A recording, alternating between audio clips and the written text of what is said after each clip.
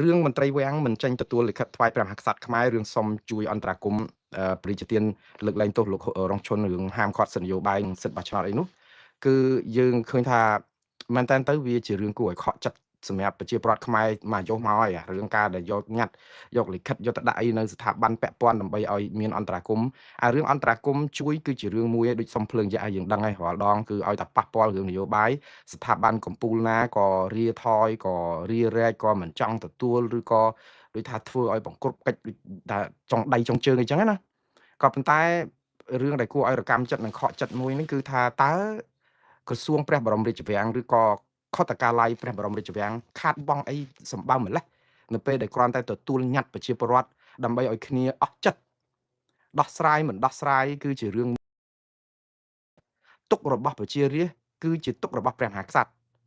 តើព្រះមហាក្សត្រលោកមានបានដឹងរឿងហ្នឹងទេដែលប្រជារាស្ត្រលោកដើរទៅយកដាក់លិខិតទៅជូនដំណឹង3 4ថ្ងៃមុនជាសាធារណៈទៀតថ្ងៃ17នេះគឺគណៈបកកម្លាំងជាតិនឹងយកលិខិតទៅថ្វាយព្រះមហាក្សត្រព្រះបាទនរោត្តមសីហមុនីដើម្បីឲ្យលោកជួយធ្វើព្រះរាជអន្តរាគមន៍លើកលែងទោសរងឈុនដើម្បីផ្ដល់សិទ្ធិនយោបាយសិទ្ធិឈរឈ្មោះបោះឆ្នោតសិទ្ធិនិយាយស្ដីជាសាធារណៈនិយាយទៅគឺសិទ្ធិចូលរួមក្នុងជីវភាពនយោបាយដែលជាសិទ្ធិស្របច្បាប់ធានាដោយរដ្ឋធម្មនុញ្ញហើយត្រូវបានរដ្ឋាភិបាលកម្ពុជាបំពេញហើយប្រកូនណាជាអង្គព្រះមហាក្សត្រគឺលោកនៅមើលសុខទុក្ខរបស់រាស្ត្រនៅពេលឥឡូវរាស្ត្រកំពុងតែមានទុក្ខនេះរាស្ត្រកំពុងតែមានទុក្ខធ្ងន់ណាស់ហើយខ្ញុំជឿថាព្រះអង្គព្រះមហាក្សត្រក៏លោកមានសពរិទ្ធហឫទ័យចង់ជួយកូនចៅនឹងតាមអាយុហើយព្រោះព្រះរាជាអង្គណាដោយអង្គណាដែរតាំងពីប្រកូនណាប្របាទនរោត្តមសីហនុមកគឺលោកតែងតែឈឺឆ្អែលគ្រប់តែពេលតាហេតុអីបានជារឿងគ្រាន់តែទទួលញត្តិដើម្បីឲ្យបានលឺដល់ព្រះមហាក្សត្រខ្មែរនឹងក៏បបាក់ដូចសំភ្លើងយៈម្លេះតើប្រជារាស្ត្រសប្ងៃជាអនុប្រជារាស្ត្រឬក៏ជាសម្រាមឬក៏ជាអវ័យឲ្យប្រកាសព្រោះអីធម្មតានៅពេលដែលរាស្ត្រមានទុកអស់ជំរឹះគ្រប់តាមមធ្យោបាយហើយគឺរាស្ត្រផ្ដល់តម្លៃឲ្យអង្គព្រះមហាក្សត្រគឺជាការគោរពការដូចថាអស់សង្ឃឹមអ្វីគ្រប់យ៉ាងក៏នៅតែមានសង្ឃឹមចុងក្រោយមួយទៀតគឺខុទ្ទកាល័យព្រះមហាក្សត្រក្នុងន័យនេះគឺប្រជារាស្ត្រដែលមានគណៈបកប្រឆាំងគឺគណៈបកកម្លាំងជាតិហ្នឹងគឺជាការផ្ដល់ជាកិត្តិយសដ៏ឧត្តមឧត្តមណាស់សម្រាប់អង្គព្រះមហាក្សត្រនេះព្រោះអីសង្ឃឹមថាស្ថាប័នព្រះមហាក្សត្រនេះគឺជាស្ថាប័នចុងក្រោយដែលអស់សង្ឃឹមគ្រប់យ៉ាងនឹងជួយដោះស្រាយរឿងទុក្ខរាស្ត្រហើ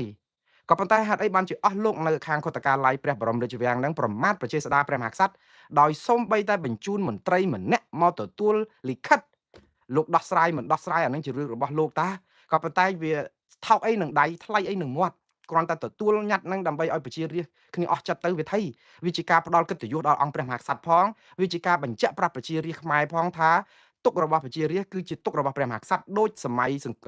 ណែអង្គរវត្តចឹងដែលព្រះមហាក្សត្រខ្មែរអង្គមុនមានជាពាក្យស្លោកឬក៏ឃ្លាដែលបានបញ្ជាក់ថាព្រះមហាក្សត្រហើយនិងប្រជារាស្ត្រគឺនៅជាប់គ្នារាស្ត្រមានទុកគឺក្សត្រមានទុ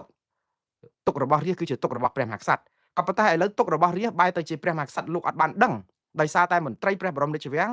គឺបំពេញប្រជាស្ដារព្រះមហាក្សត្រហ្នឹងគឺក្នុងន័យថាមិនយកចិត្តទុកដាក់ដើម្បីដោះស្រាយបញ្ហារាស្ត្រគណៈបកកម្លាំងជាតិមែនតែនបើតាមមើលពួកគាត់មិនតឹងបានទៅរំខានអង្គព្រះមហាក្សត្រហ្នឹងថាសុំជួបគាល់ព្រះមហាក្សត្រដើម្បីជូនលិខិតតាមពិតបើនិយាយឲ្យមែនតែនទៅគឺគណៈបកកម្លាំងជាតិហ្នឹងគួរតែ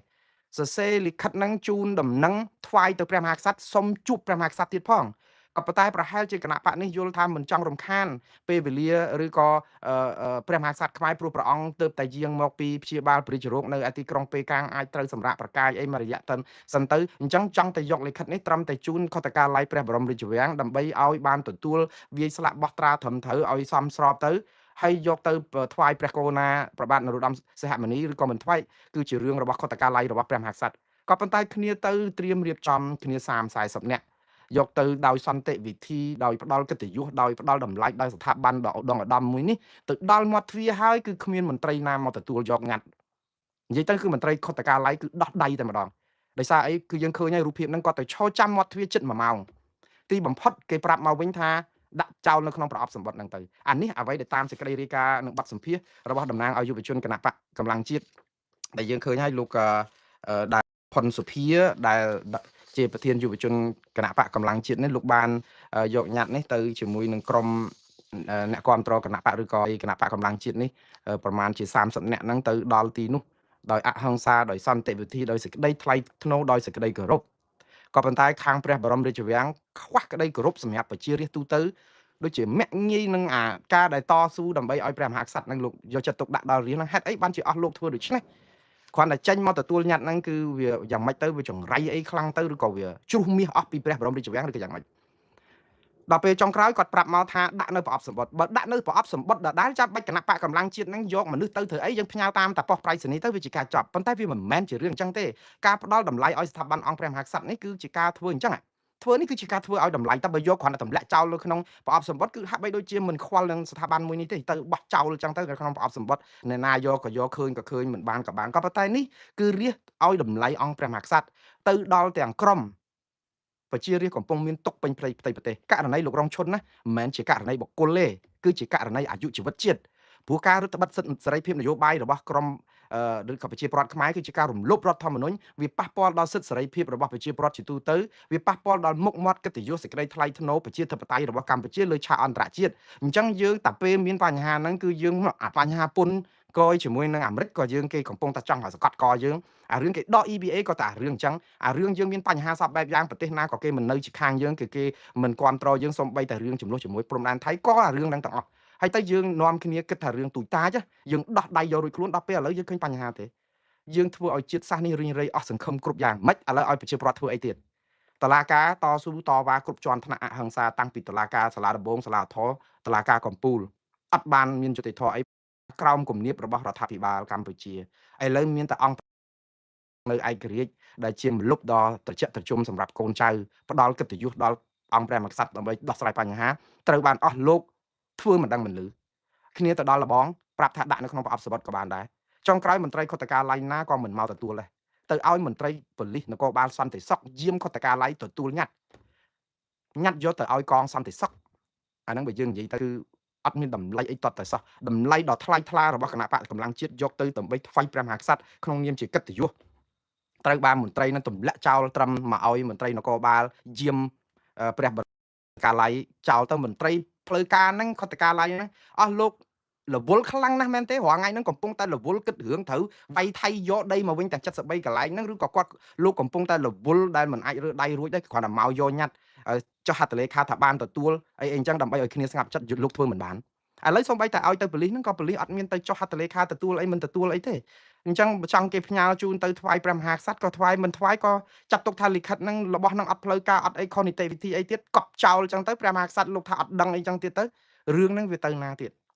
រឿងហ្នឹងវាតកតងនឹងរឿងនយោបាយទេព្រោះអីខុទ្ទកាល័យព្រះមហាក្សត្រហ្នឹងក៏ចង់គេចវេះពីការទទួលខុសត្រូវកុំឲ្យអំពើទុកដែរព្រោះតែលិខិតនេះថ្វាយទៅដល់ព្រះមហាក្សត្រលោកច្បាស់ជាពិបាកហើយព្រោះរឿងនយោបាយហើយព្រះមហាក្សត្រខ្មែរក៏លោកទៅដោះស្រាយរឿងនយោបាយមិនបើលោកហ៊ុនសែនថាទេគឺទេលោកហ៊ុនសែនថាដោះគឺដោះវារឿងនៅតែបុគ្គលម្នាក់ទេព្រោះនៅស្រុកខ្មែរហ្នឹងអ្នកដែលមានឥទ្ធិពលលើស្ដេចផែនដីគឺមានតែលោកហ៊ុនសែនតែដូច្នេះដល់អញ្ចឹងទៅគឺធ្វើឲ្យព្រះបរមរាជវាំងហ្នឹងក៏លំបាកប៉ុន្តែលំបាកយ៉ាងណាក៏ដោយមិនគួរណាធ្វើឲ្យអង្គព្រះមហាក្សត្រចោះទុនខ្សោយដោយសារអស់លោកសោះព្រោះស្ថាប័នព្រះមហាក្សត្រនេះគឺជាស្ថាប័នកំពូលព្រះអង្គគឺជាប្រមុខរដ្ឋគឺជាព្រះបិតាជាតិគឺជាអ្នកសម្របសម្រួលបង្រួបបង្រួមជាតិនៅក្នុងរដ្ឋធម្មនុញ្ញចែងអញ្ចឹងតាគឺព្រះអង្គគឺនៅលើនាយករដ្ឋមន្ត្រីនៅលើអីទាំងអស់គឺកំពូលគេសំបីតែព្រះអង្គត្រូវសម្រាប់ព្យាបាលប្រជារោគនៅក្រុងប៉េកាំងប្រទេសចិនក៏ត្រូវតែផ្ទេរតួនាទីប្រមុខរដ្ឋស្ដីទីហ្នឹងមកឲ្យលោកហ៊ុនសែនលោកហ៊ុនសែនចាត់អាគោលការណ៍ប្រមុខរដ្ឋស្ដីទីហ្នឹងទៅណោះបើរវល់ទៅដោះលែងលើកលែងអ្នកទោសជាប់ទោសពីបទគ្រឿងញៀន1គីឡូជាងជនជាតិបែលហ្សិកដែលត្រូវកាត់ទោសមកជីវិតណាឲ្យរួចខ្លួនបាត់ឈឹងពេលដែលព្រះមហាក្សត្រលោកមិននៅមកដោះអ្នកទោសគ្រឿងញៀនចេះវិញដល់តែពេលអ្នកទោសដើម្បីប្រយោជន៍ជាតិខ្មែរដោយលោករងឈុនដោយលោកកម្មសខាកិច្ចគ្រប់គ្នា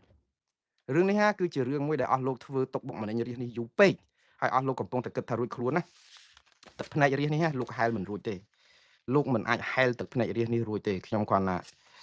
ែលើកប្រាប់ថាលោកអាចបំភ្លេចលើកឬថាប្រជារាជធ្វើបាបគេរាល់ថ្ងៃអញ្ចឹងទៅប្រហែលជាតែបន្តិចទៅភ្លេចឲ្យប្រេងកាឡាមកខ្លងមកក៏ប្រអប់ទៅលៀបចុះលៀបឡើងទៅអរគុណថ្វាយអង្គមពោតអីចឹងទៅមិនទេរាជឈឺចាប់យូរពេកហើយបើលោកបង្កឲ្យមានការឈឺចាប់យូរបែបនេះគឺច្បាស់ណាស់គឺប្រជាពលរដ្ឋនឹងក្តៅកាហាយប្រទេសយើងនឹងជួបតែគ្រោះមហន្តរាយនឹងការដាក់ផ្ដាសាគ្មានទីបញ្ចប់ទេព្រោះវាកុហលកាហាយវាដូចថាអំពើបាបវាច្រើនពេកវាអត់មានអំពើសុខសន្តិភាពសេរីភាពអីហ្នឹងហើយពេលដែលអ្នកកសែតសួរលោកផុនសុភាថាសង្ឃឹមដែរទេគ្នាចេះតែថាសង្ឃឹមទៅសង្ឃឹមថានឹងបានលឺដល់ព្រះមហាក្សត្រប៉ុន្តែចង់នៅពេលដែលសង្ឃឹមហ្នឹងក៏បានបង្ហាញការខកចិត្តដែរថាអត់មានអ្នកណាសញ្ញេទទួលទេហើយគេថាមកពីអត់ណាត់មុនគាត់ថា ក៏អត់បានទាំងស្នើសុំជួបព្រះមហាក្សត្រផងគាត់ថាមន្ត្រីព្រះបរមរាជវាំងនៅគាត់តការឡៃនឹងមកទទួលញត្តិហ្នឹងក៏វិធីគាត់ថាមើលទៅដូចខុសបែបបទរដ្ឋបាលអ្ហ្មិចទេព្រោះអីយកញត្តិដែលប្រជាពលរដ្ឋដាក់មកជាសាធារណៈបែបហ្នឹងគាត់តការឡៃគ្រាន់តែទទួលនឹងវិធីហើយចាំបាច់កិច្ចវេះអីឬក៏អើយពិបាកមែនតើបាទឥឡូវនេះគឺរឿងនេះគឺជារឿងរកម្មចិត្តប៉ុន្តែខ្ញុំសូមជូនពរឲ្យលោករងឈុននឹងទទួលបានការដឹងឮពីព្រះមហាក្សត្របើតាមអ្វីដែលមាននៅក្នុងខ្លឹមសារលិខិតនេះខ្ញុំអានខ្លឹមសារលិខិតនេះឲ្យបងប្អូនបានដឹងតិចចុះបើទោះបីជាព្រះបរមរាជវាំងមន្ត្រីខុទ្ទកាឡៃមិនមកទទួលក៏ដោយប៉ុន្តែសង្ឃឹមថាព្រះមហាក្សត្រខ្មែរព្រះករុណាព្រះបាទនរោត្តមសីហមុនីបើសិនជាព្រះអង្គលោកកំពុងគង់នៅក្នុងព្រះបរមរាជវាំងឬក៏ព្រះអង្គអាចមាន Facebook ឬក៏ប្រព័ន្ធផ្សព្វផ្សាយបណ្ដាញតាមសង្គមអីព្រះអង្គអាចតតរឿងនេះនេះគឺជាសារផ្ទាល់ទៅព្រះមហាក្សត្រតែម្ដងដែលខ្ញុំបកករណាដើម្បីឲ្យព្រះមហាក្សត្រខ្មែរលោកបានជ្រាបផ្ទាល់តែម្ដងតាមប្រព័ន្ធបណ្ដាញសង្គមទៅព្រោះបើទៅតាមប្រព័ន្ធស្អីគេហ្នឹងដូចយ៉ាប់មិនងាយទៅដល់លោកទេនេះគឺជាលិខិតរបស់គណៈបកកម្លាំងជាតិដែលសូមក្រាបបង្គំទូលថ្វាយព្រះករុណាព្រះបាទសម្ដេចព្រះបរមនាថនរោត្តមសីហមុនីព្រះមហាក្សត្រនៃប្រជាណាចក្រកម្ពុជាកម្មវត្ថុសូមក្រាបបង្គំទូលស្នើសុំព្រះរាជអន្តរាគមន៍ចំពោះករណីលោករងឈុនយោងរដ្ឋធម្មនុញ្ញប្រជាណាចក្រកម្ពុជាមាត្រា8មាត្រា8មាត្រា34ថ្មីមាត្រា35មាត្រា40មាត្រា41មាត្រា128ថ្មីនិងមាត្រា129ថ្មីនឹងយោងតាមកតិកាសញ្ញាអន្តរជាតិស្តីពីសិទ្ធិពលរដ្ឋនិងសិទ្ធិនយោបាយយោងសាលការជាស្ថាពរចុះថ្ងៃទី19ខែមិថុនាឆ្នាំ2026របស់តុលាការសាលាកំពូលសូមក្រាបបង្គំទូលថ្វាយព្រះករុណាជាទីគោរពដ៏ខ្ពង់ខ្ពស់បំផុតតាំងនាមទូលបង្គំខ្ញុំណាផ្ទាល់និងសមាជិកគណៈបកកម្លាំងជាតិទាំងអស់សូមក្រាបម្ចាស់ជាអង្គម្ចាស់ជីវិតតម្កល់លើត្បូងព្រះមេត្តាជិបដ៏ខ្ពង់ខ្ពស់ថាសាលដីកាស្ថាពរចុះថ្ងៃទី19ខែមិថុនាឆ្នាំ2026របស់សភាព្រហ្មទណ្ឌនៃតុលាការកំពូលបានសម្រេចផ្តន្ទាទោសលោករងឈុនទីប្រឹក្សាជាន់ខ្ពស់នៃគណៈបកកម្លាំងជាតិព្រមទាំងបានដាក់វិធានការរឹតបន្តឹងសិទ្ធិនិងសេរីភាពជាមូលដ្ឋានចំនួនរួមមានការហាមឃាត់មិនឲ្យថ្លែងការណ៍ជាសាធារណៈការហាមចូលទីការសាធារណៈការហាមចាក់ចេញពីរាជធានីភ្នំពេញការដកហូតសិទ្ធិបោះឆ្នោតសិទ្ធិចូលឈ្មោះឲ្យគេបោះឆ្នោតនិងសិទ្ធិធ្វើសកម្មភាពនយោបាយផ្សេងទៀតសម្រាប់រយៈពេល5ឆ្នាំវិធានការដែលបានដាក់កម្រិតលើសិទ្ធិរបស់លោករងឈុនដូចមានរៀបរាប់ខាងលើមានភាពមិនស្របនឹងរដ្ឋធម្មនុញ្ញគឺស្មារតីនៃរដ្ឋធម្មនុញ្ញជាពិសេសមាត្រា34ថ្មីមាត្រា35មាត្រា40មាត្រា40មាត្រា128ថ្មីនិងមាត្រា129ថ្មីព្រមទាំងអាចមិនស្របកាតព្វកិច្ចអន្តរជាតិរបស់ប្រជាណាចក្រកម្ពុជាក្រោមកតិកាសញ្ញាហើយជាពិសេសមាត្រា19មាត្រា21និងមាត្រា22និងមាត្រា25ផងគណៈបកកម្លាំងជាតិមានក្តីព្រួយបារម្ភថាចំពោះវិធានការខាងលើនេះគឺអាចបង្កជាចម្ងល់ផ្នែកគតិយុត្តអំពីភាពមិនស្របជាមួយនឹងស្មារតីរដ្ឋធម្មនុញ្ញជាពិសេសពាក់ព័ន្ធនឹងសិទ្ធិនយោបាយសិទ្ធិបោះឆ្នោតសេរីភាពនៃការបញ្ចេញមតិសេរីភាពនៃការប្រមូលផ្ដុំដោយសន្តិវិធីនិងសិទ្ធិចូលរួមនៅក្នុងជីវភាពនយោបាយដែលត្រូវបានធានាដោយរដ្ឋធម្មនុញ្ញនិងកាតព្វកិច្ចអន្តរជាតិរបស់ប្រជាណាចក្រកម្ពុជាតាមខ្លឹមសារនៃមាត្រា8នៃរដ្ឋធម្មនុញ្ញកថាខណ្ឌទី2បានចែងថាព្រះមហាក្សត្រទ្រង់ជាអ្នកធានាឯករាជ្យជាតិអធិបតេយ្យនិងបូរណភាពទឹកដីនៃប្រជាណាចក្រកម្ពុជាទ្រង់ជាអ្នកធានាការពារគោរពសិទ្ធិនិងសេរីភាពរបស់ប្រជាពលរដ្ឋនិងគោរពសិទ្ធិសន្ធិសញ្ញាអន្តរជាតិខណៈដែលមាត្រា128ថ្មីកថាខណ្ឌទី2បានចែងថាអំណាចតុលាការធានារក្សាអនាគតនិងការពារសិទ្ធិសេរីភាពរបស់ប្រជាពលរដ្ឋទោសលោករងឈុនពាក់ព័ន្ធនឹងការជួបសំណេះសំណាលជាមួយប្រជាពលរដ្ឋដែលរងផលប៉ះពាល់ដីធ្លីនៅក្នុងការថ្លែងសន្ទរកថាអំពីស្ថានភាពសង្គមសេដ្ឋកិច្ចនិងនយោបាយការបញ្ចេញក្តីបារម្ភអំពីរណភាពទឹកដីនិងការផ្ដាល់បទសម្ភាសន៍ដោយសន្តិវិធី